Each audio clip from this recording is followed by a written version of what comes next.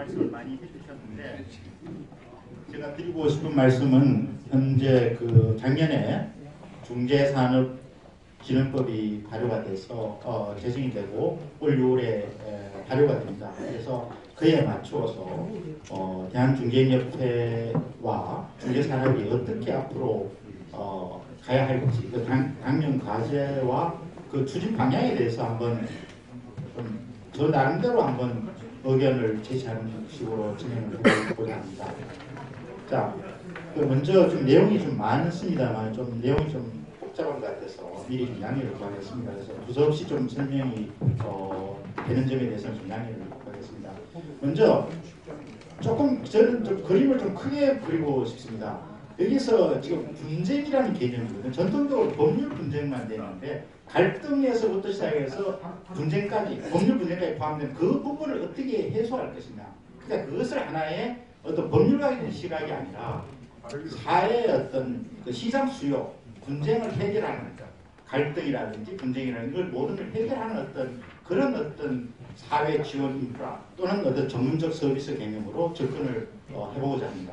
그런 측면에서 가장 전통적인 의미의 분쟁 해결 방법은 법원을 중심으로 한 국가 권력 작용에 의한 분쟁 해결이라는 거죠. 근데 제가 굉장히 좀 이 부분은 중요하다고 생각합니다만, 그러니까 법원은 지금 이제 상당히 형사적인 사건에서는 국가 권력기관이 권력 작용이 낮지만 분쟁 해결이라는 그 자체만으로 봤을 때는 사실은 국가 권력 작용을 보기는 어렵다는 거죠. 모두의 전문적인 서비스라는 측면이고, 다만 민사사건에서 집행이 있는 부분에서 국가 권력 작용이 되게 했습니다만 어떤 본안에서 문제를 해결하는 부분에서는 전문 서비스라는 측면이 좀 크다는 측면에서 새로운 시각으로 볼 필요가 있다고 말씀을 드리고 싶습니다.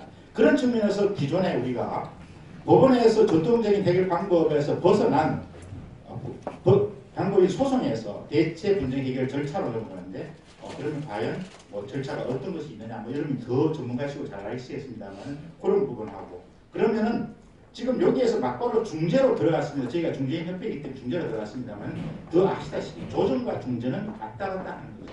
조정으로도 갔다가 중재로 넘어가기도 하고 중재에서 다시 조정 넘어가고 또 아니면 법원 넘어갈 수 있는 그런 구조가 되어 있는 건데, 다만 저희가 중요하게 생각하는 것은 법원의 중심으로 된 분쟁 해결이 아니라 좀 더 다른 차원, 법원가보다는 사법소비자, 제 표현을 사법소비자라는 표현을 써보고 있는데 소비자의 진화적인 방향으로 분쟁 해결을 어떻게 해결할 것이냐는 것이 상당히 중요하다고 저는 생각하고 있습니다.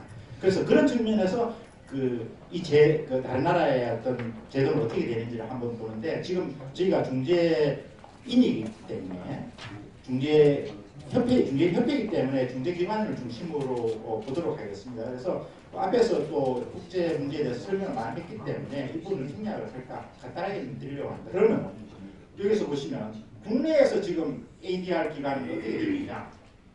국내에서는 지금 전통적으로 중재인은 대한상사중재원이 사실은 대표적인 중재기관이고요. 그 다음에 최근에 특허청으로부터 인가받은 IPD라는 우리나라 최초의 기관이 있긴 있습니다.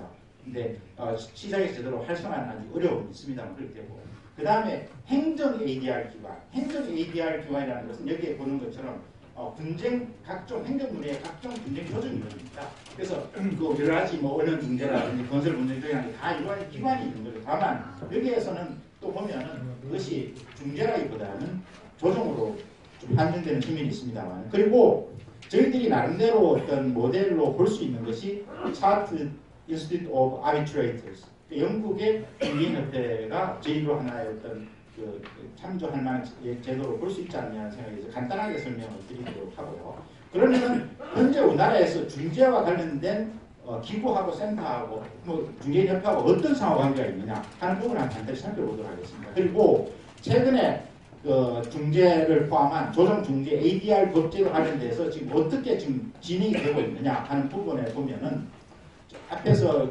발표자께서 말씀하신 것처럼 중재산업진흥법이 생겼고 중재법이 개정돼서 여러 서비스가 보장이 되고 있습니다. 그런데 행정 ADR은 많이 있긴 있지만 너무나 많아졌습니다. 많아지고 통제가 안 되고 거의 기관장이 오시면 그걸 하나 만들어 놓긴 하는데 실제로 건수도 없고, 대표적인 케이스가 국내 스포츠 중재 위원회 같은 중재기구 같은 데는 2006년에 만들었는데 한 건밖에 없어가지고 2009년에 폐지가 되고 다시 최근에 그 사건 때문에 지금 박태환 사건 때문에 다시 이제 설립을 하려고 하고 있습니다만 그런 식으로 굉장히 위험한 부분이 있습니다. 그래서 제가 주로 여기서 말씀드리고 싶은 것은 이들 ADR 기관을 어떻게 통합하고 이렇게 중구난방식으로 너무 이렇게 지역적으로 되어 있는 것을 총괄적으로 기획하고 조정하고 뭔가 민간 주도적으로 자율기관성을 가지면서 정리하는 것이 얼마나 중요할 것이냐, 그 기능을 과연 누가 할 것이냐 하는 부분에서 제가 생각하기에는 그것이 예를 들어서 대한상사중재원이나 아니면 ADR 기관원이라는 기관 이런 것을 만들 수도 있겠습니다만 그 역할의 상당 부분을 대한중재협회가 할 수가 있지 않느냐 그런 생각을 하고 있습니다. 그리고 판사는 저희가 사실 보면은 법원의 중재판사들의 모임이 중재인 협회인데 그렇다면 중재판사분들의 어떤 윤리라든지 관리라든지 여러 가지 그런 부분은 누군가가 해야 되는데 그걸 누가 할 것이냐. 그럼 결국은 민간 차원에서 대한중재협회가 담당할 수 있지 않겠냐는 생각을 하고 있습니다. 그래서 그 부분은 좀 조심스러운 부분이 있긴 합니다만은 제가 보기에는 대한상사중재원이나 아니면 그거보다 좀 포괄적인 대한상사중재원보다도 국내 ADR 조정기관이나 중재기관을 다 포함시키는 그 어떤 새로운 어떤 ADR 기관하고 대한중재협회가 어느 정도 역할을 분담을 해서 서로 보완을 한다는 것은 바람직하다고 보고 있습니다. 그래서 그런 측면에서 보고 또 여기 ADR 관련 문제 접근 해결 방식에서도 접근을 바꿀 필요가 있습니다. 지금은 융합사회고 옛날에 과거에 지금 원인 재판입니다. 옛날에 뭐 잘못됐으니까 지금 형사 처벌 받거나 그만큼 손해배상을 해준다. 이건 당연한 법논리 변호사는 당연히 맞습니다만 문제는 뭐냐면 분쟁이라는 그런 어떤 굉장히 어려운 상황에 처한 그 사람의 현실적인 수요와 미래의 수요가 뭐냐 이 부분을 해결해 주는 것이 사실 그런 측면에서 고도의 전문 서비스적인 측면을 가진다는 것이죠. 그렇다면 과거에 잘못했는 부분이 있다면 방향을 설정함에 있어서 과거에 잘못한 것이 있으니까 조금 당신은 잘못한 부분이 있으니까 이것은 이렇게 양보를 하는 거죠. 이렇게 하는 식으로 협상을 나가는 것은 굉장히 바람직하고 실제로 미국에서는 그런 식으로 접근하는 데도 있는 것 같습니다. 조정적이지만. 그래서 그런 측면에서 우리가 볼 필요가 있다. 그래서 지금 옛날에는 보면 쭉 과거에만 집착을 하는 거죠. 그 다음에 잘잘못 위주로 하고 법리 분석해 주는데 지금 저희는 현재 및 미래의 경제적 이유를 하면서 과거에 대해서도 어느 정도 반영하는 그런 식으로 할 필요가 있거든요.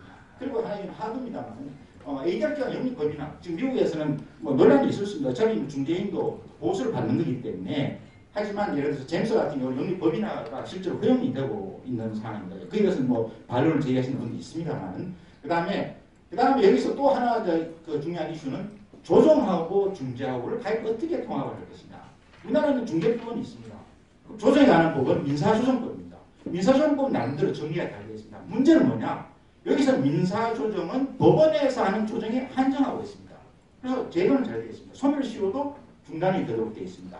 그러나 행정기관에서 하는 조정은 시효 중단 이런 부분에는 응답이 없어서 사실은 논란이 있을 수가 있습니다. 그래서 그 부분이 정립이 돼야 되는데 그러면 어떤 분께서는 그러면 중재산업진흥법이 있으면 조정산업진흥법을 하나 만들어야 되는 거 아니냐 아니면 아까 조정 및 중재법으로 해서 통합을 해야 될 거 아니냐 이런 여러 가지 방법은 여러 가지 있을 수 있겠습니다만 그런 부분도 저희들이 한번 생각해 볼 필요가 있다고 생각합니다. 또 하나는 지금 저희가 보면은 그동안에 변호사의 역할, 법조계의 역할이 크긴 하겠지만 아까 전 말씀드렸듯이 법률적인 판단만이 문제가 아니라면 현재 우리나라 변호사법상으로는 아까 전에 발표자께서도 말씀하셨습니다만은 변호사법상으로는 하에 문서를 작성하지 못하도록 되어 있어서 그게 좀 조정이나 중재나 하는 건 문제가 없을 수 있겠습니다만 그 논란이 있으니까 그 부분도 좀 정리할 필요가 있다는 생각을 들고요. 그 다음에 지금 법무부에서 지금 복합중재센터를 설립한다고 청사진을 제시했는데 이것은 국제중재에 좀 한정된 부분이 있긴 합니다만은 저희가 말씀드린 것은 이 부분을 만들면 있어서 복합중재센터에 과연 어떠한 구조로 갈 것이냐 하는 것이 굉장히 중요한 미래의 어떤 우리나라 중재산업을 위해서는 굉장히 중요한 요소가 아니냐. 그래서 법무부 입장에서는 이럴 수가 있죠. 근데 지금 이 부분을 보면 사실은 주도적으로 하시는 분들이 보면 국제중재 실무회, 그다음 국제중재센터, 그다음 법무부 이렇게 돼 있는 것 같기도 하더라고요. 근데 그게 아니라 좀 더 전체적으로 다 모든 사람이 참여할 수 있고 좀 더 원론적인 대한중개협회가 참여해서 구심점 역할을 하는 것이 바람직하지 않겠느냐 하는 것을 개인적으로 그렇게 생각을 하고 있습니다. 그래서 이 부분에서 논의를 저희들이 적극적으로 해서 홍보도 하고 이해도 시킬 필요가 있다는 생각이 들어서 시기적으로 상당히 중요하다고 생각합니다. 그래서 저희가 중재학계하고 해서 이 부분에 조금 더 언론에 어떤 집중을 할 필요가 있다고 생각을 하고 있습니다. 그리고 사실은 제가 주로 관심이 있는 부분이 사실 이번에 저도 뭐 아주 전문가를 할 수는 없습니다만은 ODR에 대해서 개인적으로 관심이 많습니다. ODR은 여러분이 더 알다시피 온라인 디스피트 레졸루션인데 지금은 아까 전에 뭐 ICT 같은 거라든지 모든 것이 거래 자체가 온라인 이루어지니까 분쟁 해결 자체도 온라인 이루어질 수 있으면 굉장히 소비자 입장에서는 좋은 거죠. 근데 사실 그게 어려움은 있을 수 있습니다. 그러나 지금 그 버추얼 BR이라든지 AI라든지 이런 시대가 되는 시대이기 때문에 뭐 당연히 사이버 코트가 안 된다는 것은 없을 것 같습니다. 그럼 터키 같은 경우는 주주총회를 전자적으로 하고 있습니다. 전자주주총 하고 있고 그런 측면을 봤을 때 우리가 그 IT 쪽의 강국이기 때문에 이 부분을 조금 더 적극적으로 할 필요가 있으시고 그 다음에 저희가 아까 전에 ICT 분쟁조정위원회는 사실 세계적으로 굉장히 그 우수성을 인정을 받고 있는 것으로 알고 있습니다. 그래서 약간 ODR 기능도 많이 쓰고 있기 때문에 그래서 저희 IT가 높기 때문에 오히려 전 세계를 주도할 수 있는 그런 어떤 모델이 될 수 있지 않겠냐는 생각을 하고 있어서 다만 유엔에서라든지 이 부분에서는 사실 아직까지 여러 가지 논란이 많이 있는 부분이고 국제적인 협력이 필요하긴 합니다만은 저희가 좀 더 적극적으로 주도할 필요가 있다는 것이죠. 그래서 당연히 뭐 중국 같은 데는 온라인으로 지금 실제로도 한 제도를 두고 있고 와이퍼 같은 데는 뭐 나름대로 도메인 분쟁이나 이런 부분을 실제로 많이 어느 정도는 하고 있는 걸로 저희가 알고 있습니다만 이 부분이 좀 더 활성화될 필요가 있다는 생각을 합니다. 그렇다면 중재재단 어떤 앞으로 중재 산업이 정말 제대로 활성화되고 진흥시키는 에 따라서 산업화될 때 중개협회가 어떻게 할 수 있을 것이냐. 그래서 중재 관련 사회 기초 인프라로서 중재 제도가 제대로 설정이 되고 그 다음에 분쟁 해결 서비스에서도 아까 말씀드렸듯이 단순히 법리적인 접근이 아니라 좀 더 융합된 어떤 전문 서비스를 제공하는 식으로 진행이 돼야 된다는 생각이 들죠. 그래서 중재 산업화의 지금 가장 큰 키워드는 저는 생각은 대중화됩니다. 아직까지 조정이나 중재에 대해서는 모르시는 분이 많이 있고 상당히 법원에서의 어떤 협조도 있고 법원 입장에서는 또 재판 청구권의 침해라든지 이런 문제 때문에 그런 부분이 있을 것 같습니다만은 조금 역할을 다 한다는 게 아니라 좀 사고 소비자의 친화적으로 많이 할 수 있도록 좀 더 대중화하는 전략, 홍보라든지 그런 쪽으로 할 필요가 있고 아까 법인 계약서라든지 그것이 일반화될 수 있고 예를 들어서 소액의 다수 분쟁인 경우 근데 우리나라는 아시다시피 임대가 낮기 때문에 소액 분쟁에서는 법원에서 다양한 서비스를 많이 하고 있긴 있죠. 근데 그래서 사실 중재가 들어갈 여지가 적긴 하긴 합니다만은 그렇지만 저희는 단심으로 돼 있고 그리고 또 전문성이라든지 유연성, 절차의 유연성이 있기 때문에 그런 여지는 충분히 경쟁이 있다고 봅니다. 그 다음에 디지털화하고 디지털화하는 게 아까 지금 ODR이 되는 거죠. 디지털 시대에서 이루어질 수 있도록 하는 그 제도가 사인파를 마련할 필요고 적어도 법 제도상으로 할 수 있는 근거를 마련할 필요는 있다고 생각합니다. 그래야지 그 산업이 발전할 수가 있고 실제로 ODR은 미국에서는 그런 시장의 주식회사가 그런 기능을 컴퓨터 시스템을 만들어서 실제로 많이 도움을 주고 있고 실제로 많이 운영이 되고 있는 걸로 알고 있습니다. 그 다음에 글로벌 당연히 아시다시피 아까 전에 말씀드린 것처럼 저도 발표자께서 말씀하신 것처럼 법원에서 했던 분쟁 해결은 판사분은 특정 국가의 공무원이기 때문에 그 판결이 다른 나라의 집행이 보장될 수가 없습니다. 그래서 사무실에서 제한이 있는 거고 중재 같은 것은 하는 것이니까 다 당사자들이 선택을 하거나 전문 민간 전문가를 하기 때문에 당연히 뉴욕 컨벤션에서 협약이 가입만 되면 집행이 가능하기 때문에 국자 시대에서는 절대적으로 중재 쪽으로 할 수밖에 없는 사안입니다. 사실은 국가에 가입이 되면 저희가 아프리카에 집행하려면 우리나라에서 그 아프리카 국가에서 우리나라의 집행에 대해서 보장을 하지 않으면 그 나라에서 집행을 안 해줄 테니까 그럼 어차피 사실 판결을 받아봐야 큰 의미가 없던 그런 문제가 되는 거죠. 그 다음에 여기서 그래서 이제 아까 전에 말씀드렸듯이 굉장히 그림은 너무 크고 어떻게 보면 굉장히 어려움이 있을지 모르겠습니다만 국내 조정 중재 기관이 많이 있는데 그것을 어떻게 조정 통합할 필요가 할 것이냐 그 다음 그거에 대해서 뭔가 구심점이 있는데 그걸 법무부에서 하겠습니다. 아니면 법원에서 하기에는 한계가 있으니까 그 역할을 중재인의 어떤 관리 측면이라든지 교육이라든지 그 다음에 직무윤리 그러니까 변호사도 예를 들어서 뭐 직무윤리라든지 그런 어떤 이해관계 상충이나 이런 거에 대해서 뭐 형사처벌도 받고 여러 가지 문제가 있는데 가장 중요한 역할을 중재인에 대해서는 더 중요할 수 있겠죠. 근데 뭐 아까 전에 대한상사중재에서 윤리 강령을 만들긴 했습니다만은 좀 더 대한상사중재만 해당되는 것이 아니라 모든 조정 중재에 해당되는 어떤 그런 어떤 기본적인 어떤 기준을 어느 정도 연구도 하고 또 제시해 줄 필요가 있지 않느냐 생각을 하고 있습니다.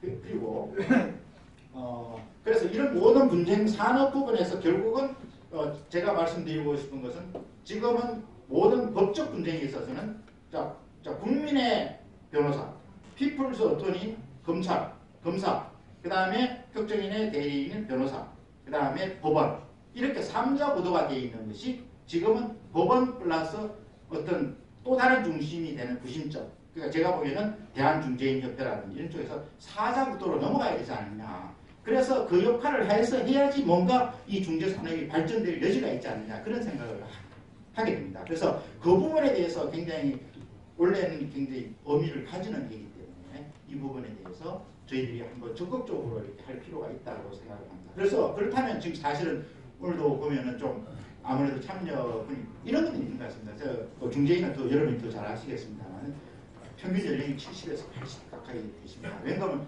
중재인이라는 것은 대법원 판사와 마찬가지지 않습니까? 중재 판정을 내린 것에 대해서는 다툴 수가 없습니다. 그러니까 아무나 할 수가 없는 거죠 사실은. 어차피 그렇기 때문에 나이가 더 많을수록 하다 보니까 좀 약간 활동력에서는 조금 낮을 수는 있을 수는 있겠죠. 그렇지만 그런 의미에서 우리 이 대한중개협회가 조금 더 활성화되고 재정적인 문제라든지 그런 부분이 이제 조금 더 확충이 되는. 예를 들어서 쉽게 말씀드리면 그래서 이 부분과 관련돼서 하나 말씀을 드리면 그렇습니다.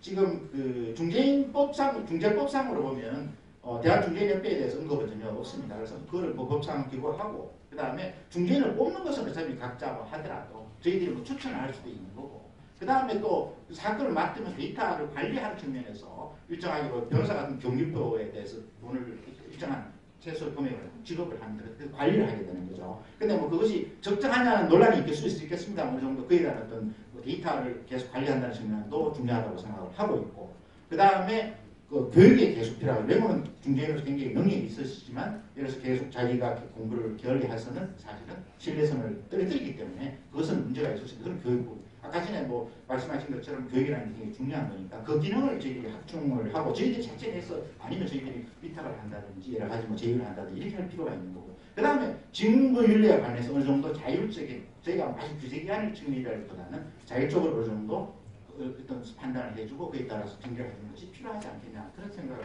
합니다. 그래서 좀 너무 이렇게 목차에서 하다 보니까 많이 진행됐습니다.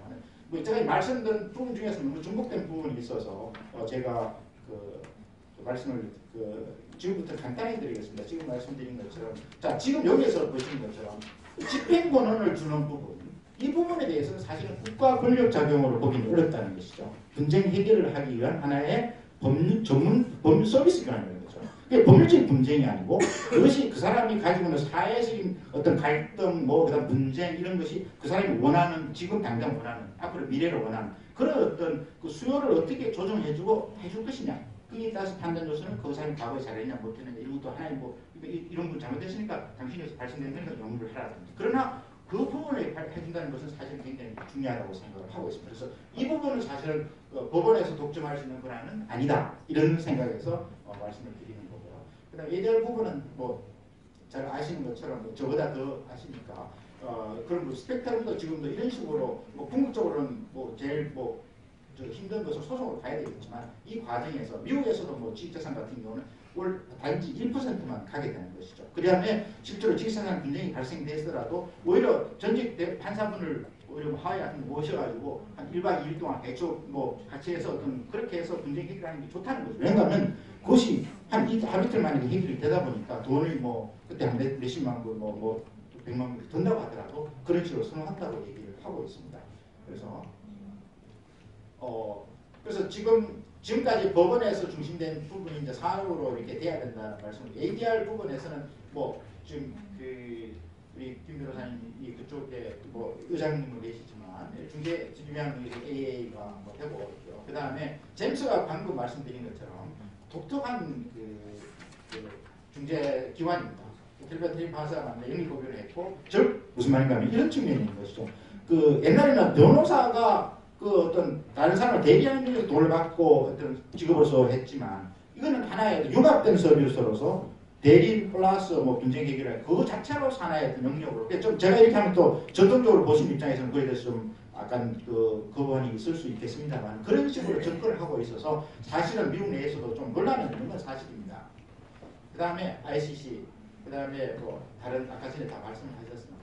그런데 국제 여기서 보시면 우리나라도 보면 여기가 지금 법원이 있고 대학상정이 있고, 근데 행정이 ADR, 근데 행정은 각종 분야 조정이 다 많습니다만 제대로 역할을 하느냐. 그 다음에 그 조정인 중재인을 뽑을 때 과연 어느 정도 그 어떤 뭐 기준을 가지고 이렇게 할 수 있느냐 하는 부분에서는 조금은 미흡한 점이 있는 것 같습니다. 그래서 이런 부분에 이런 여러 기관들에 하는 데 있어서 뭐 대한중개인협회에서 다 그를 할 수는 없을지 모르겠어요. 어느 정도의 구십점을 가지고 추천을 한다든지 뭐 이렇게 관리를 한다든지 그런 역할을 해서 어떤 구심점으로 역할을 하는 게 중요하지 않겠나. 그리고 저희들이 생각하기에 여기가 그 미국 영국에 있는 그 중개인 협회 부분이 전 세계적으로 여기는 주로 그 교육 관리를 많이 담당하고 있는 것 같습니다. 그래서 이쪽에서는 그 멤버십도 받고 해서 그 다음에 멤버십을 안 내면 중개인으로서 그 중재를 못하는 그런 뭐 그립도 있는 것으로 알고 있어서 이 부분도 우리가 상당히 참조를 할 필요가 있다고 생각합니다.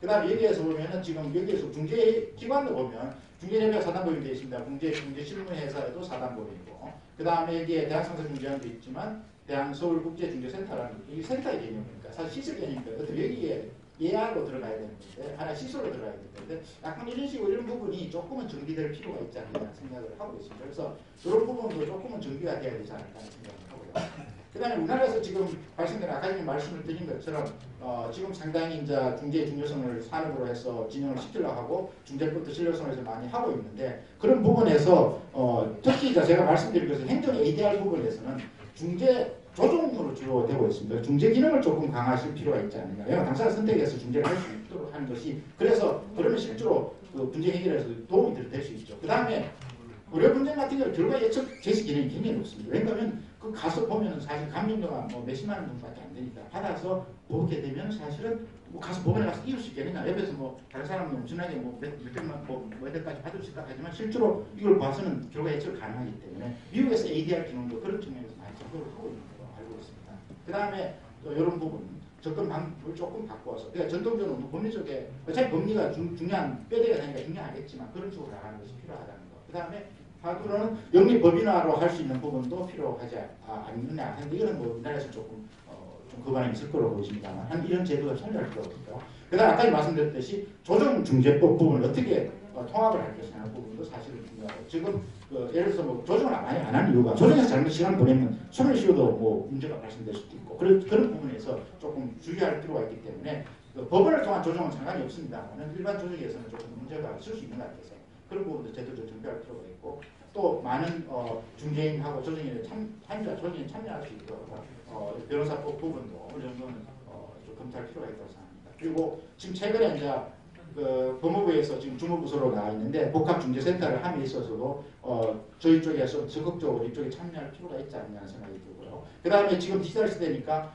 ODR, 분야 해결 자체도 ODR 방식으로서 진행될 필요가 있다고 생각하고 있습니다. 그래서 뭐 지금 현재 실효성 보장을 이 앞에서 다 발표를 하셨기 때문에 여기서 뭐 하는 것을 앞으로 변화를 이렇게 할 필요가 있다고 말씀을 드리고 싶고요. 그 다음에 해결 방법은 좀 새롭게 접근할 필요가 있다고 하고, 실제로 제가 미국에서 그 제임스나 이런 쪽에서 하다 보니까 굉장히 그런 식으로 접근을 현재하고 과거로 미래를 보면서 이렇게 접근하는 그런 식으로 좀, 그러니까 그쪽도 문제를 해결해 줘야 자기가 서비스 비용을 받을 거니까.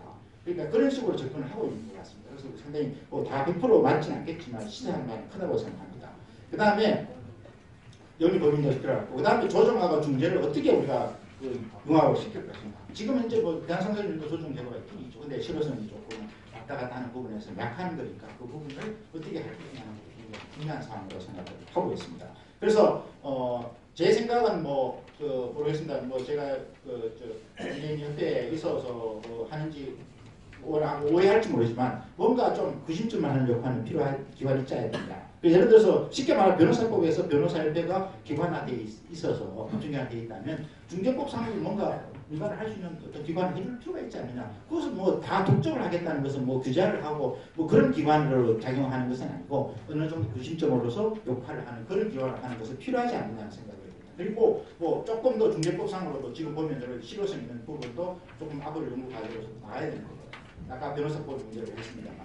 그래서 이게 지금 복합중재센터에서 지금 들어갔을 때는 대한중재인협회가 중심이 되고 중재 각종 센터, 그다음에 국내 ADR, 그다음에 조정 중재학회, 그다음에 외국의 그다음에 컨설팅, 그다음에 로펌 이렇게 관련 쪽으로 들어가는 것이 좋지 않겠냐는 생각을 합니다.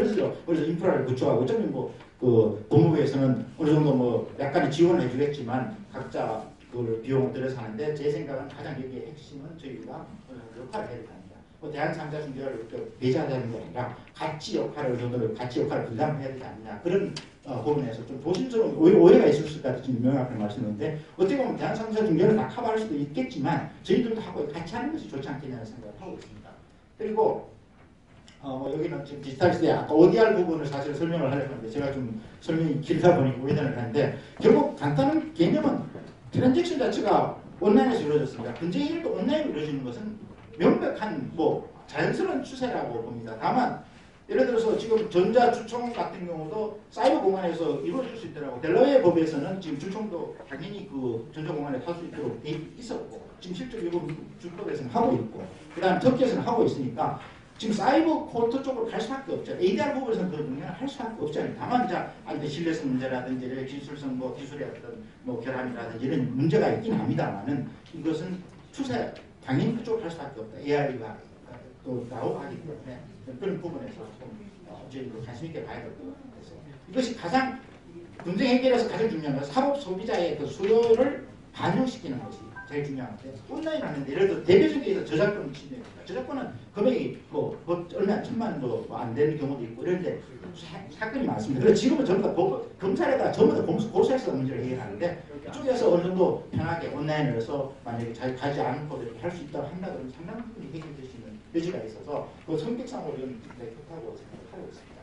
그래서 제가 설명을 원래 ODR에 초청하려고 했는데 이 부분이 조금 그래서 이런 걸 컴퓨터 시스템만 만든다고 미국에서 ODR이 많이 된 것은 다 하는 것은 아니고 그걸 컴퓨터 시스템으로 접근해서 조정이 더 개입을 해서 이렇게 할 수 있도록 도와주는 그런 기능을 하고 있다고 말씀을 드리겠습니다. 그리고 그래서 지금 상당히 ODR에 대해서는 상당히 관심이 많이 가지고 있는 것 같아요.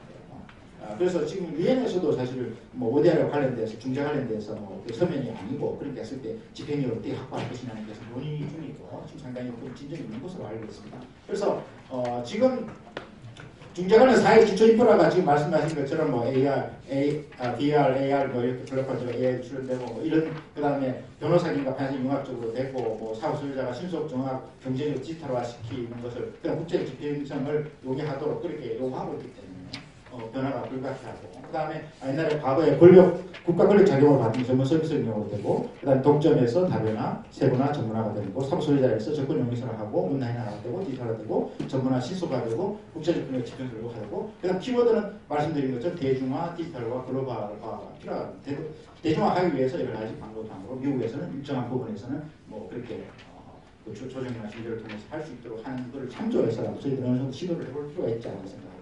디지털은 아까 ODR 개념으로 말씀드린 거고 그다음 국제적인 분쟁은 지금 국가 간에 한인되는 사실 분쟁은 없지 않습니까? 그럼 국가적인 분쟁이라고 하면 사실 법원에서 분쟁을 해결하기는 어렵습니다. 왜냐하면 당연히 그 편견이 있다고 보는 거기 때문에 그렇다면 조정이나 중재를 들어갈 수밖에 없다는 거죠. 그래서 제 생각은 어떤 중재인협회가 모든 이런 기관 조정 중재를 어떤 총괄하는 구심점 역할을 했으면 좋겠다는 생각을 하고 있고 여기서 나타난 것처럼 저기 보면은 각종 여러 가지 기능이 많습니다. 이게 굉장히 장점이 많은데도 불구하고 활용이 제대로 못 되고 있는 측면이 있습니다. 왜 그런가면 그것이 전체적으로 내셔널 와이드하게 접근이 된 것이 아니고 특정 기관에서만 그렇게 하다 보니까 좀 문제가 있지 않느냐는 생각을 하게 됩니다.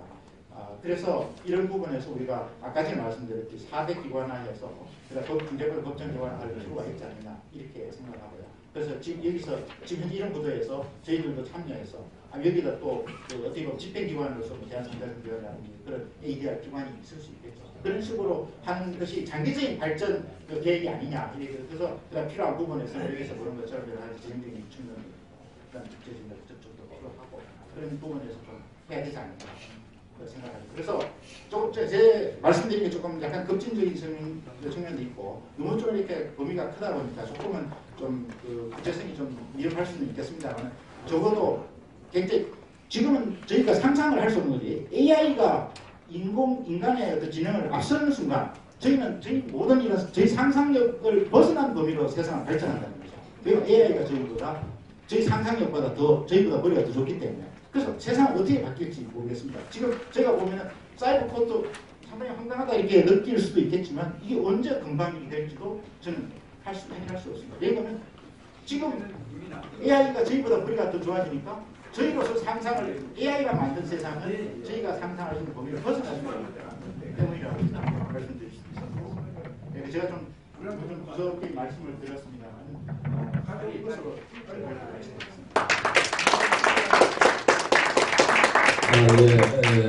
우리 김성렬 수석 부회장님 30분 짧은 시간에 여러 가지 말씀을 좀 많이 하시기 때문에 상당 시간이 촉박했습니다.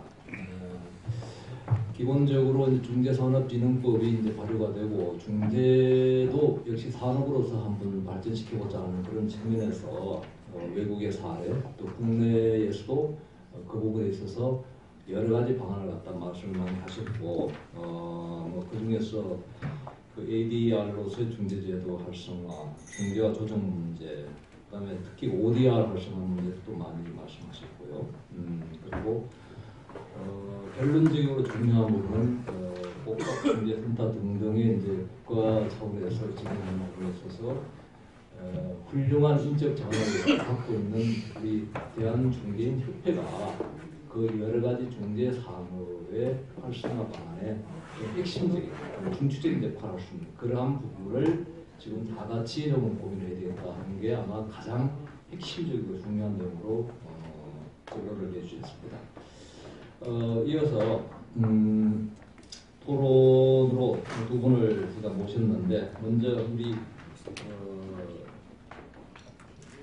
원광중학교에 우리 김용길 교수님 모시고 토론 좋은 말씀 들어보겠습니다. 네, 박수로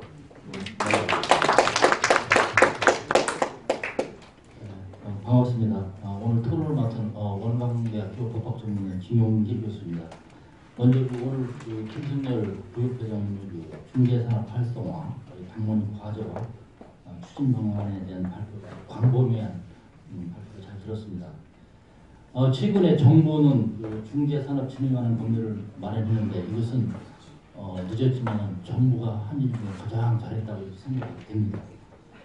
오늘 주제 발표 관련해서 김승렬 발표자님 발표에 대해서 제가 적극적으로 동감하고 계속 강조하셨지만 사법 소비자적인 측면에서 전체적인 분쟁을 어떻게 해결할까 하는 그런 큰 틀에서 말씀하셨기 때문에 더욱 공감이 간다고 봅니다.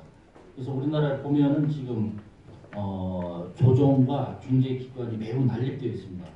발표자께서 말씀하신 바와 같이 정부나 관련 기관 등 각 부처마다 수많은 조정기관이 백화점식으로 설치되어 있습니다. 물론 해당 부처가 분쟁을 처리함으로써 공권력을 통해서 전문적인 식견으로 조정이 원만하게 해결할 수도 있지만은 제가 볼 때는 다 그런 건 아니지만 협상력 부족이라든지 아니면 조정력인 부족으로 문제가 발생할 수도 있다 이렇게 생각하고 있습니다. 그래서 따라서 조정이나 중재인 등 ADR을 담당하는 전문가들이 자질 향상을 위한 체계적인 교육 시스템 이것이 매우 필요하다고 생각이 듭니다. 그래서 이러한 전문적인 교육은 앞으로 수많은 전문가로 구성된 우리 전문 중개기관 대한중개인협회에서 맡아가지고 국가 전체적인 틀에서 전문적이고 체계적으로 진행할 필요가 있다고 이렇게 생각하고 있습니다. 그래서 차제에 조정인과 중개인 교육 시스템에 대한 보완과 개선이 필요한데 혹시 부협회장께서는 어떤 좋은 방안인지 좀 구체적으로 좀 말씀해 주시고요. 그 다음에 이제 아까는 뭐 그 우리가 시설 확충이 그렇게 큰 문제는 아니다 이렇게 말씀하셨지만 저는 그건 아니라고 생각합니다. 왜냐하면은 우리나라는 수많은 조정과 중재 사건에 비해서 인프라가 매우 부족하다 이렇게 생각하고 있습니다. 우리와 경쟁과 경쟁은 아니지만 어떤 법원은 전국에 수많은 분쟁 해결 시설을 갖고 있습니다. 그렇지만 조정과 중재 시설은 의견상으로는 거의 찾아볼 수가 없고 일반 국민들이 인식을 못하고 있기 때문에 또 그 다음에 분쟁이 발생하면은 법원으로 발생만 하지 뭐 중재기관으로 올 생각을 안 하기 때문에 이런 것은 외견상 인프라 시설이 매우 필요하다고 이렇게 생각을 하고 있습니다. 뭐 중국도 마찬가지고 아까도 싱가포르 얘기했지만은 그런 곳에는 굉장히 많이 발전하고 있기 때문에 시간이 없어서 그 자세하게 말씀을 드릴 수 없지만은 다른 나라는 이 인프라 시설에 굉장히 그 확충을 해서 인프라 시설이 있어야 그 중재를 할 수 있는 그런 생각이 더 나고 그 시설 어떻게 활용할 수 있는 이런 생각을 하기 때문에 좀 더 중재라든지 조정 이런 것이 더 활발하게 될 수 있다고 근본적으로 생각하고 있습니다. 그래서 이제 이번에 중재산업진흥법에서는 분쟁 해결 시설인 그 복합 중재센터의 설치, 촉진 및 운영 활성화에 대한 근거를 많이 했습니다. 복합 중재센터가 설치되면 심리시설뿐만 아니라 중재기관, 중재인, 법무법인, 속기 및 통번역 사무소 등을 입주하도록 해서 원스톱 서비스를 이렇게 할 수 있다고 하고 있습니다. 그래서 과연 이게 어떻게 될 건지 아무래도 전문가이신 우리 발표자께서 복합 중재센터를 어떻게 운영하면 좋을 것인가를 좀 더 좋은 구상이 있으면 말씀해 주시기 바랍니다.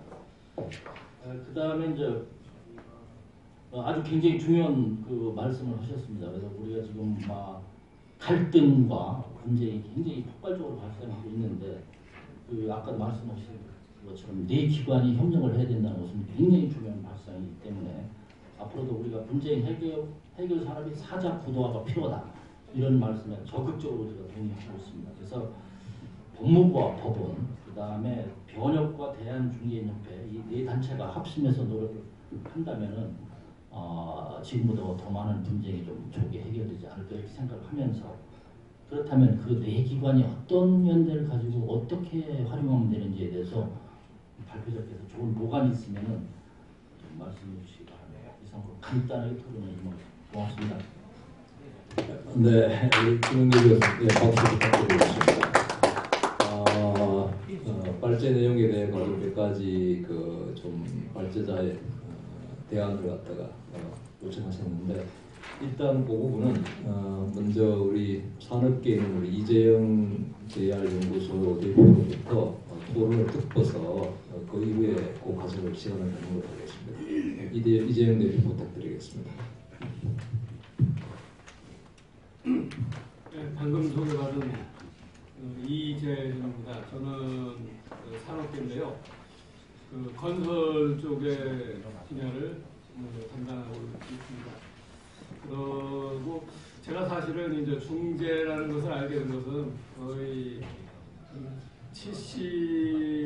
그러니까 80년 초반에 이제 중재를 그 해외 건설 공사를 하면서 이제 중재를 알게 돼서 그 다음에 이게 중재가 상당히 괜찮은 거구나 해서 한번 이쪽으로 유학을 가볼까도 생각했는데 뭐 사정상은 못 갔습니다. 제 개인 얘기지만요. 그래서 지금 제가 제일 마지막 토론자인데요. 뭐 앞에서 하신 분들이 많은 얘기를 계속 또 하셨고 그래서 중복되는 말씀을 좀 빼고 몇 가지 건설 쪽에 좀 지역적이지만 건설 분야 쪽에서의 말씀을 조금 드려볼까 합니다. 건설은 뭐 민간 건설도 있지만은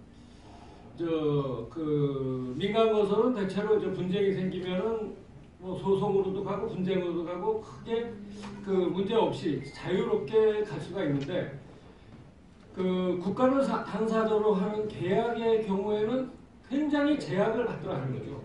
왜 제약을 받는가 하면은 그 위임된 입법권을 가진 행정부, 사실 다시 말씀드려서 시행령, 시행규칙, 뭐 거기에 따른 지침, 뭐 예규 그런 거를 작성하고 있는 만들고 있는 행정부에서 만든 표준계약서상에 바로 저 뭐 몇 분이 말씀을 하셨지만은 그 소송 또는 중재로 간다는 선택적 조항에 따른 문제가 되거든요.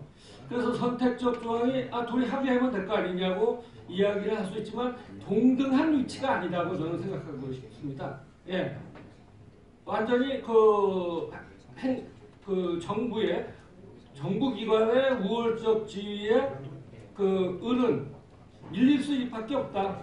갑은 어쨌든 간에 소송으로 가면은 뭐 별로 지장이 없으니까요. 소송으로 가는 거를 지향을 하고 있고 을은 좀 더 단시간 내에 속전속결로 좀 손해가 됐든 이익이 됐든 간에 솔루션을 내고자 하는 게 사실이거든요.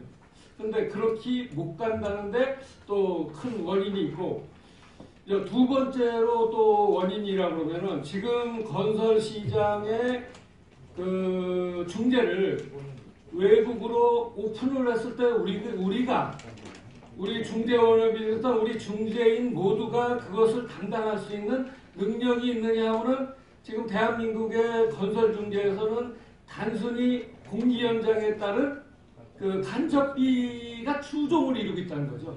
대관으로서는. 근데 외국은 그런 사정이 아니고 생산성이라는 것도 거기서 상당히 고려를 하고 어떤 시방의 기준이라는 것도 거기에 미트못 시키면은 그것도 그 요구할 수 있는 대상이 되고 하는데 그런 부분에서 제가 해외에 있을 때 보면은 그런 부분까지도 그 클레임 청구를 하고 중재를 들어가더라 하는 거죠. 그럼 다시 말씀드려서 그런 외국의 업체가 대한민국에 들어와서 일을 하다가 그런 것에 클레임을 하게 되면은 한국의 우리 상사중재원이나 또는 여기에 그 관여하고 계신 그 중재인들이 그만큼한 역량을 가지고 계신 분들이 얼마나 있을까 하는 것을 좀 의문시하고 그런 펀더멘털부터 조금 더 그 다져가서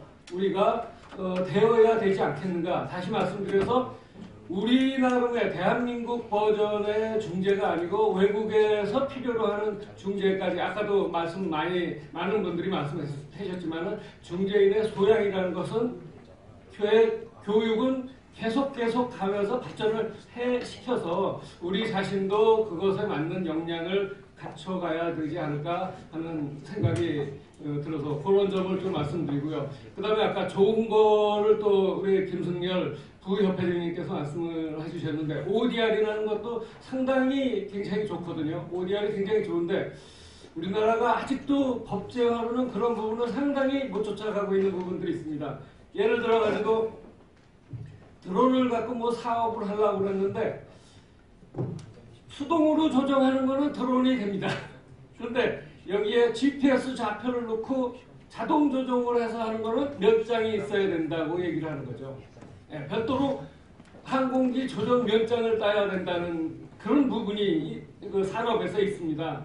그러니까 다시 말씀드려서 법이 지금 현재 IT가 버전업되고 있는 것을 굉장히 못 쫓아가고 있는데 이 ODR도 상당히 좋은 측면이고 있지만은 그런 부분도 앞으로는 우리 중재인 협회라든가 그래서 스터디를 해서 어떤 부분이 미진한가를 또 우리가 국가기관도 리딩을 할 필요가 있지 않겠느냐. 선도기관으로서 우리 대한상사중재인협회가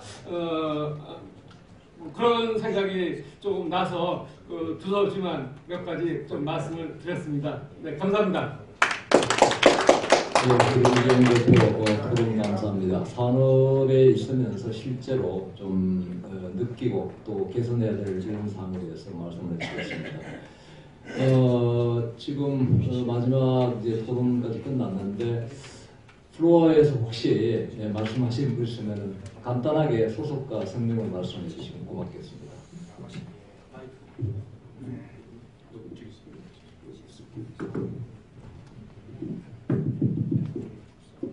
예, 오늘 강의 잘 들었습니다. 오늘 정말 새로운 단어 많이 배웠습니다. ODR도 그렇지만 뭐 이걸 대중화한다든지 산업한다는 참 좋은 아이디어 같습니다. 저는 2012년에 그 중미에 그 경제자문가로 나갔다가 지난해 들어왔으니까 약 4년 만에 들어왔습니다. 김다로입니다. 정보통신산업진흥부 미래창조과학부 산하의 정보통신산업진흥원 소속으로 나갔다 들어왔습니다. 근데 그때 2012년에 통계 보니까 아까 360건이었는데 지난해 보니까 381건으로 이 상사 중재 거래가 뭐 거의 뭐 제자리를 하고 있는데 아까 대중화를 하려 그러면은 실제 모두 이 상거래이기 때문에 기업이 인볼브 안 되면 이게 그 법 수요가 늘어나지 않습니다. 늘어나려 그러면은 기업 관련된 최소한 그냥 개인 동호회 빼고 예를 들어서 뭐 건축 뭐 건설협회 뭐 무슨 뭐 수입업협회 또 뭐 한중투자협회 기업이 관련되어 있는 개인 동호회가 아닌 사단법인이나 재단법인이나 그런 데 가서 강의를 계속 해주고 그에 따른 한 20명 이상이면 예를 10만 원, 50명 이상 20만 원, 100명, 30만 원 하는 데 해가지고 홍보를 해야 이 수요 지금 제가 보기엔 중개인 1000명이 되는데 공급은 과잉 상태인데 수요가 지금 죄송한데 말씀한 뜻은 잘 알겠습니다. 제가 그런 방법이 나와야 대중화될 것 같고 산업화는 우리 모임이 단순히 동호회가 아니기 때문에 신임 기자님 나오셨으니까 이것은 우리가 다른 사람도 마찬가지지만 FTA 그러면 FTA 협회에서 전부 돈을 예산을 많이 타는입니다. 여기 우리도 우리 그 사업법인이기 때문에 정부에 이야기해서 예산을 타내서 그 예산으로 저는 마케팅을 수출 마케팅을 평생 했습니다만 삼성물산부터 시작해가지고 돈이 없는 마케팅 계획은 그냥 폐기는 그림하고 똑같습니다. 그러니까 예산을 타내지 않고 수입 순수한 연 20만 원 회비가 내가 한다. 이거는 굉장히 제한적이기 때문에 회장님이 그런 역할을 해주셔가지고 이 우리 정부로부터 예산을 일부 타내는 그런 노력을 하지 않으면 우리 협회는 5년 뒤에 제가 또 다른 5년 뒤에 봐도 380명에서 머물지 않을까 생각합니다. 그런 부분을 좀 부탁드리고 싶습니다. 네, 말씀 감사합니다. 그 시간이 없어서 한 분만 혹시 꼭 좀 말씀을 좀 해야 되겠다는 분이 있으면 한 분만 더 받도록 하겠습니다. 예, 그러면 없으시면은 지금 우리 김영길 교수가 말씀드린 그 제안한 부분에 대해서 우리 발제자님 김성엽 수석 부회장께서 마지막 멘트 할 겸 그에 대해서 간단하게 대답해 주시는데 여기 내용에 지금 다 그런 부분들이 좀 들어 있는데 시간이 없다 보니까 설명이 좀 덜 되는 부분이 있어서 한 3분 정도만 요약해서 간단하게 말씀해 주십시오.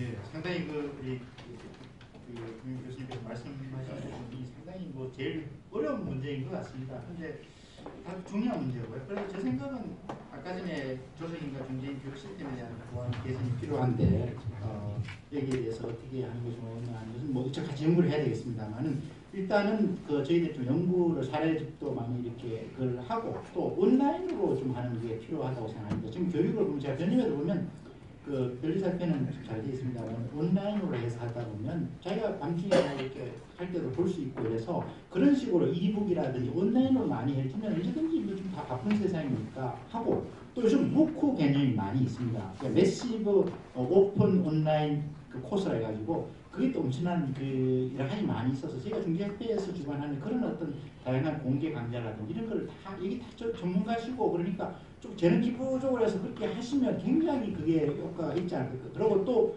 아까 전에 말씀하신 것처럼 대중화에도 많이 기회가 되지 않겠나 싶고 저희들이 질적인 어떤 시대의 흐름을 맞는 것도 보고 그리고 가장 중요한 것은 과연 그러면 아까 전에 대중화하려면 예산도 필요하고 그러면 저희들 법정기관화 되는 것이 좋을 거라고 생각합니다만 그리고 또 전체 조정 국내 조정 중개기관의 어떤 조정 관리라기를 할까 뭐 전체적으로 그 관여를 할 수 있고 추천할 수 있도록 하려고 하면 사실은 그 정부하고 어떤 협조라든지 제도적인 받침이 필요합니다. 그래서 사실은 변협이라든지 법무부라든지 이런 또 법원하고 이런 관계에 어떤 긴밀한 유대 관계가 필요하고 특히 또 대한상사중재원이라든지 이런 관계도 중요하고 또 학문적으로는 중개학회하고의 관계도 굉장히 중요하고 생각합니다. 그리고 저희가 다만 말씀을 드리고 싶은 것은 판사분이나 검사분이나 변호사분이나 공적으로 나중에 오시는 곳은 중재인협회라는 생각을 잘 개인적으로 하고 있습니다. 그래서 누구나 다 협조적일 수밖에 없다고 저는 확신하고 있습니다. 그래서 저희들이 조금 방향을 비전을 제시하고 나아간다면 충분히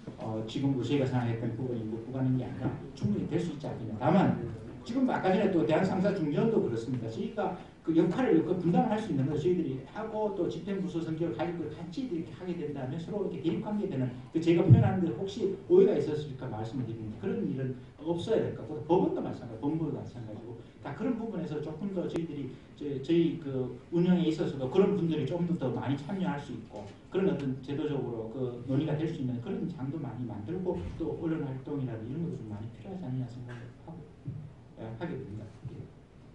네, 감사합니다. 장시간 이렇게 우리 토론 발제를 해주시고 두 분 토론해 주시게 되어서 세 분께 한번 박수 좀 부탁드리겠습니다. 이제 토론이 다 끝나면서 제가 간단히